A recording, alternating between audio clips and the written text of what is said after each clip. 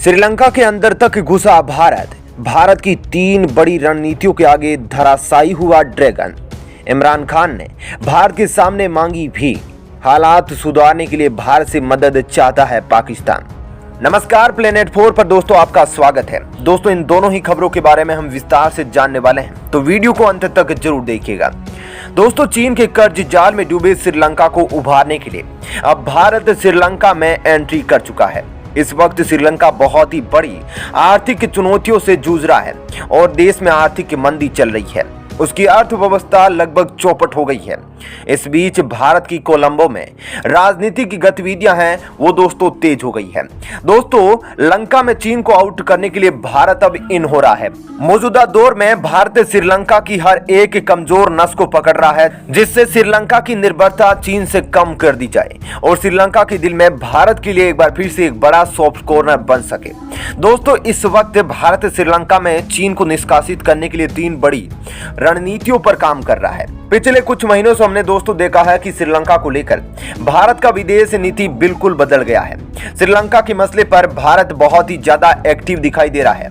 तो ऐसे में यह बिल्कुल लाजमी है कि इसे चीन की परेशानियां बढ़ गई होगी, क्योंकि चीन श्रीलंका में अपना राज्य स्थापित करके भारत के खिलाफ हिंद महासागर में घेराबंदी की कोशिश कर रहा था और समुद्र के रास्ते भारत के खिलाफ चुनौतियों को बढ़ाने वाला था। परंतु समय रहते भारत ने अपनी नीति में बिल्कुल बदलाव कर लिया है, जिसने चीन के इरादों पर पानी फेर दिया है। इस बीच दोस्तों, भारत और श्रीलंका के बीच रिश्तों को मजबूत करने वाली एक बहुत ही बड़ी अपडेट आ रही है, जिसके मुताबिक भारत के साथ अपने संबंधों को मजबूत करने के लिए श्रीलंका के वित्त मंत्री बासिल राजपक्षे भारत यात्रा पर आने वाले हैं और अगले महीने प्रधानमंत्री नरेंद्र मोदी बिम्स्टेक शिखर सम्मेलन में भाग लेने के लिए श्रीलंका भी जाने वाले हैं। ऐसे में दोस्तों, चीन की मुश्किलें बढ़ना लाजमी है, क्योंकि चीन श्रीलंका के अंदर भारत की एंट्री से नफरत करता है। इसलिए चीन भी अब हर हथकंडा अपनाएगा जिससे श्रीलंका और भारत के बीच प्रगाढ़ होते रिश्तों को बिगाड़ने का काम किया जा सके। यह बात जानना जरूरी है कि आखिर भारत किस प्रकार से श्रीलंका में एंट्री मार रहा है। तो आपको बता दूं कि भारत इस वक्त श्रीलंका के साथ अपने रिश्तों को मजबूत करने के लिए 3 बड़ी रणनीतियों पर काम कर रहा है। श्रीलंका के साथ सहयोग की पहली नीति में भारत श्रीलंका के अंदर उत्पन्न हुए मौजूदा खाद्य संकट से निवारण में श्रीलंका की मदद करेगा। इसके लिए भारत श्रीलंका को इमरजेंसी तौर पर खाद्य पदार्थों की सप्लाई शुरू करेगा, ताकि वहां पर खाद्य संकट को मेंटेन किया जा सके। इसके साथ ही दोस्तों, श्रीलंका के लोगों का स्वास्थ्य देखभाल हेतु भारत जरूरी दवाओं की सप्लाई करने वाला है। इसके लिए भारत ने श्रीलंका को $1 बिलियन अमेरिकी डॉलर का पैकेज दिया है। वहीं दोस्तों, सहयोगी नीति के तहत भारत की जो दूसरी रणनीति है वह बहुत ही ज्यादा महत्वपूर्ण है। दोस्तों, इस रणनीति के तहत श्रीलंका के अंदर जो मौजूदा ऊर्जा संकट है, जिसकी वजह से श्रीलंका के लोगों को कई घंटों तक अंधेरे में बिताने पड़ रहे हैं, उसके निवारण के लिए भारत आगे आ रहा है। श्रीलंका के ऊर्जा संकट को खत्म करने के लिए भारत श्रीलंका को वित्तीय मदद देने वाला है। इसके लिए इंडियन ऑयल कॉर्पोरेशन ने श्रीलंका को गैसोलीन की खरीद के लिए $500 मिलियन अमेरिकी डॉलर दे दिए हैं। इसके अलावा दोस्तों, भारत ने चीन के श्रीलंका के अंदर मजबूत हाथों पर प्रहार करते हुए श्रीलंका के साथ एक बहुत ही बड़ा त्रिकोमाली तेल गैस भंडारण समझौता किया है, जिसके तहत भारत अब 100 साल पुराने त्रिकोमाली तेल भंडारण फार्म को नए तरीके से बनवाएगा।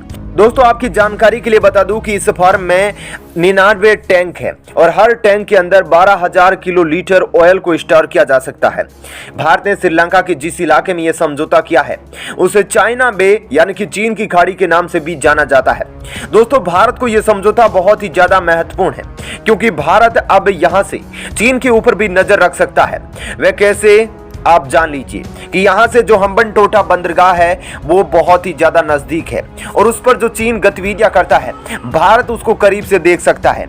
जैसा कि आपको पता है कि चीन ने श्रीलंका को कर्ज के जाल में फंसाकर उसके हम्बनटोटा बंदरगाह को 99 साल की लीज पर लिया है। वहीं दोस्तों, भारत की तीसरी रणनीति के बारे में बात करते हैं, जिसने चीन की परेशानी को और ज्यादा बढ़ा दिया है। तीसरी रणनीति के तहत दोस्तों, भारत श्रीलंका के खत्म होते जा रहे विदेशी मुद्रा भंडार के अंदर पैसे डालने वाला है। आपको बता दें कि किसी भी देश के लिए जो विदेशी मुद्रा भंडार होता है वो बहुत ही ज्यादा इंपॉर्टेंट होता है। अगर किसी देश का विदेशी मुद्रा भंडार खत्म हो जाए तो वह किसी दूसरे देश के साथ व्यापार नहीं कर सकता है, उसके सामान को नहीं खरीद सकता है, यानी कि उसका व्यापार पूरी तरह से चौपट हो जाएगा। अब इसी बात को ध्यान में रखते हुए भारत ने श्रीलंका की विदेशी मुद्रा भंडार के अंदर 2 चरणों में 500 मिलियन अमेरिकी डॉलर और 400 मिलियन अमेरिकी डॉलर देने की बात कही है, ताकि श्रीलंका की चीन पर से निर्भरता खत्म हो जाए और श्रीलंका फिर से एक हंसता खेलता भारत का दोस्त बन जाए। आपका दोस्तों इस पर क्या कहना है? क्या भारत की यह 3 बड़ी रणनीतियां चीन को हटाने का काम करेगी? अपना विचार इस पर जरूर बताइएगा। वहीं दोस्तों दूसरी खबर के मुताबिक अब दोस्तों पाकिस्तान भारत के सामने बिल्कुल झुक गया है।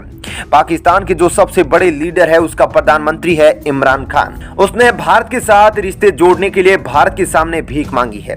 जी हाँ, इमरान खान ने ऐसा बयान दिया है जिस पर भारत की बड़ी जीत मानी जा रही है और हमेशा कश्मीर की राग गाने वाले इमरान के लिए किसी बुरे सपने से कम नहीं है। जी हाँ, ना चाहते हुए भी इमरान ने एक बात कही है जिसका हम आपको वीडियो में आगे जिक्र करने वाले हैं। दरअसल दोस्तों पाकिस्तान का जो प्रधानमंत्री इमरान खान है उसने मंगलवार को कहा कि वह दोनों देशों के बीच जो भी मतभेद है उसको सुलझाने के लिए हमारा देश का जो प्रधानमंत्री है उसके साथ टीवी पर बहस करेगा। भारत और पाकिस्तान के बीच दोस्तों 75 साल पहले स्वतंत्रता प्राप्त करने की बाद से संबंध हमेशा तनावपूर्ण रहे हैं और इस बीच दोनों देश 3 युद्ध भी लड़ चुके हैं।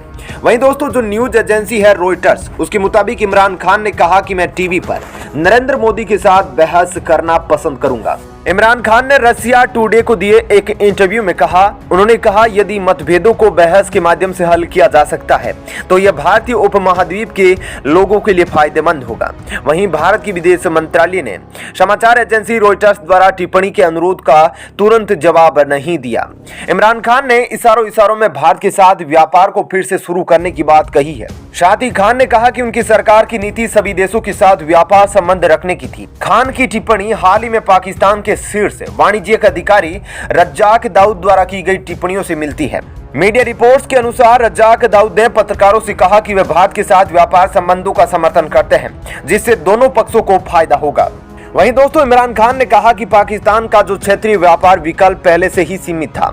ईरान उसके दक्षिणी पश्चिमी पड़ोसी अमेरिकी प्रतिबंधों के तहत और अफगानिस्तान पश्चिम में दशकों के युद्ध में शामिल था। बता दें पाकिस्तान अपने उत्तरी पड़ोसी चीन के साथ मजबूत आर्थिक संबंध साझा करता है जिसने अपने बेल्ट एंड रोड पहल के तहत बुनियादी ढांचे और अन्य परियोजनाओं के लिए पाकिस्तान से अरबों डॉलर का वादा किया है। खान का दोस्तों इंटरव्यू मास्को की यात्रा की पूर्व संध्या पर आया है।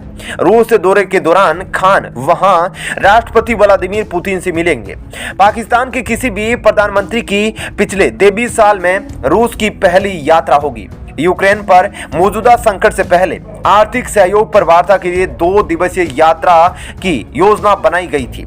यूक्रेन संकट के बारे में दोस्तों खान ने कहा यह हमें चिंतित नहीं करता है। रूस के साथ हमारे द्विपक्षीय संबंध है और हम वास्तव में इसे मजबूत करना चाहते हैं।